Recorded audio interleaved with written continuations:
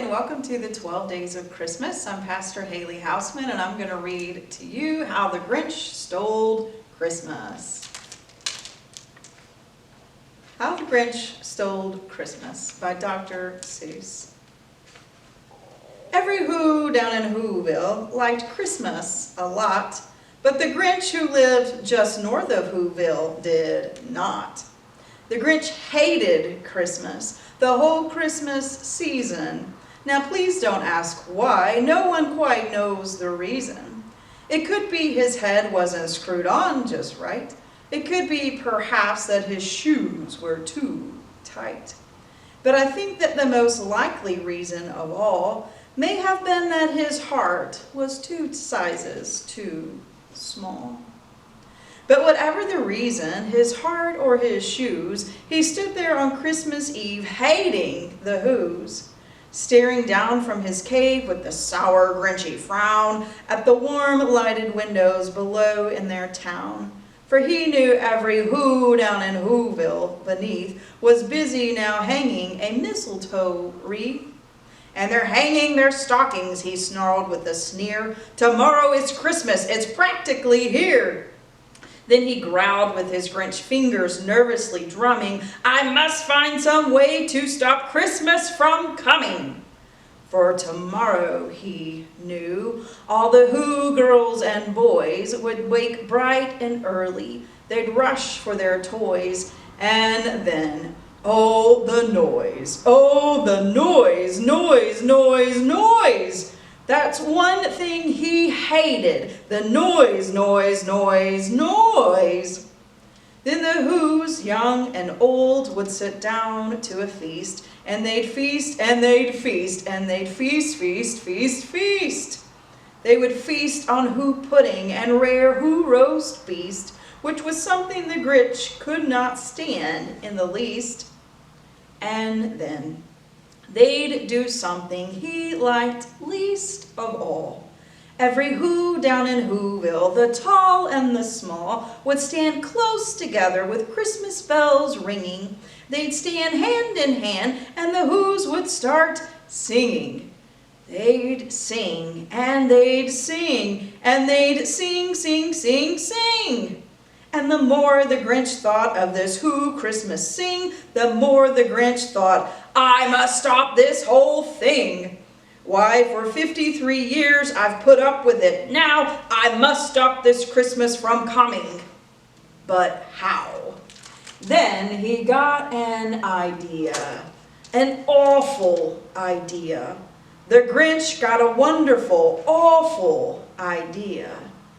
I just know what to do, the Grinch laughed in his throat, and he made a quick Santa Claus hat and a coat. And he chuckled and chuckled, what a great Grinchy trick! With this coat and this hat, I look just like Saint Nick. All I need is a reindeer. The Grinch looked around, but since reindeer are scarce, there was none to be found. Did that stop the old Grinch?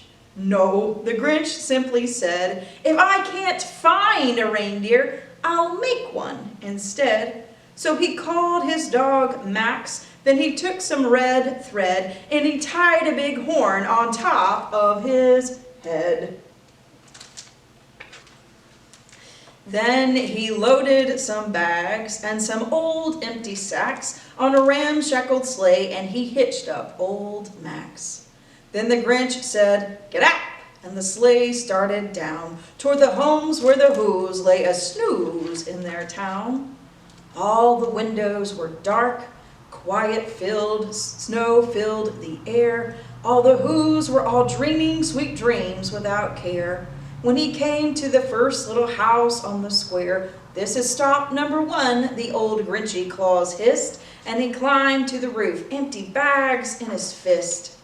Then he slid down the chimney, a rather tight pinch, but if Santa could do it, then so could the Grinch. Then he got stuck only once for a moment or two, then he stuck his head out of the fireplace, flew.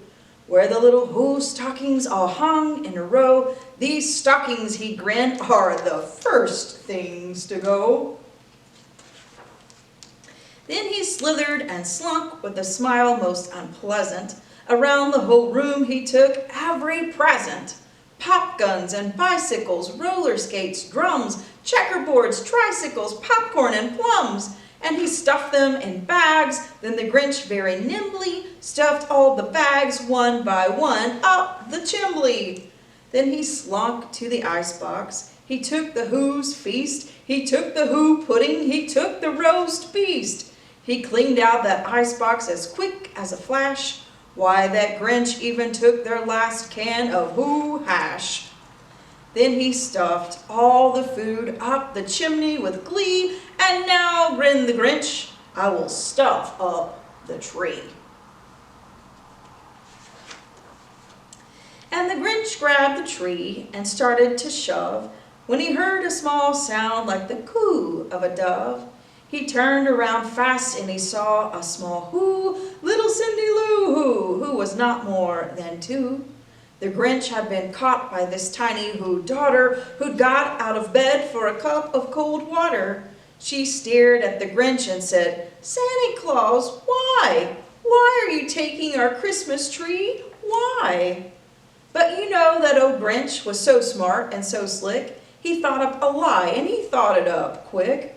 Why, my sweet little tot, the fake Santa Claus lied. There's a light on this tree that won't light on one side. So I'm taking it home to my workshop, my dear. I'll fix it up there, then I'll bring it back here.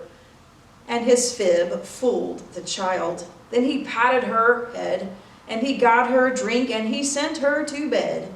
And when Cindy Lou Who went to bed with her cup, he went up the chimney and stuffed the tree up. Then the last thing he took was the log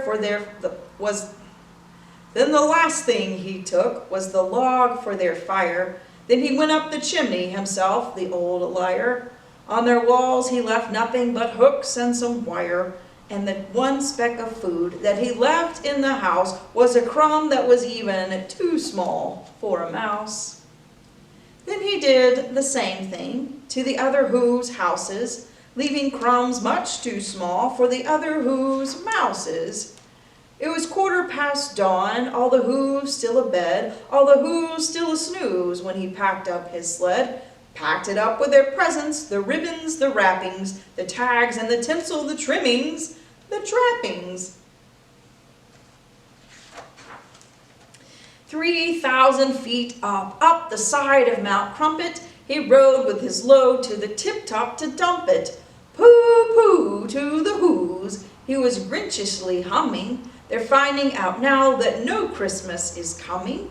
They're just waking up, I just know what they'll do. Their mouths will hang open a minute or two. Then the Who's down in Whoville will all cry, boo-hoo. That's a noise, grinned the Grinch, that I must simply hear. So he paused and the Grinch put his hand to his ear, and he did hear the sound rising over the snow. It started in low and then it started to grow. But the sound wasn't sad. Why, this sound sounded merry. It couldn't be so, but it was merry, very. He stared down at Whoville. The Grinch popped his eyes, then he shook. What he saw was a shocking surprise. Every Who down in Whoville, the tall and the small, was singing without any presents at all. He hadn't stopped Christmas from coming. It came. Somehow or other, it came just the same. And the Grinch, with his Grinch feet ice cold in the snow, stood puzzling and puzzling. How could it be so? It came without ribbons. It came without tags. It came without packages, boxes, or bags. And he puzzled 3 hours till his puzzler was sore. Then the Grinch thought of something he hadn't before. Maybe Christmas, he thought, doesn't come from a store. Maybe Christmas, perhaps, means a little bit more. And what happened then? Well, in Whoville they say that the Grinch's small heart grew 3 sizes that day.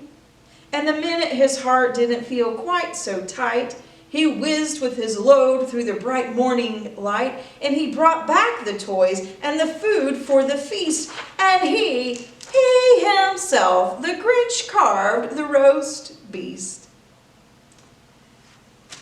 This Christmas season, don't be the Grinch. Allow your heart to grow 3 sizes.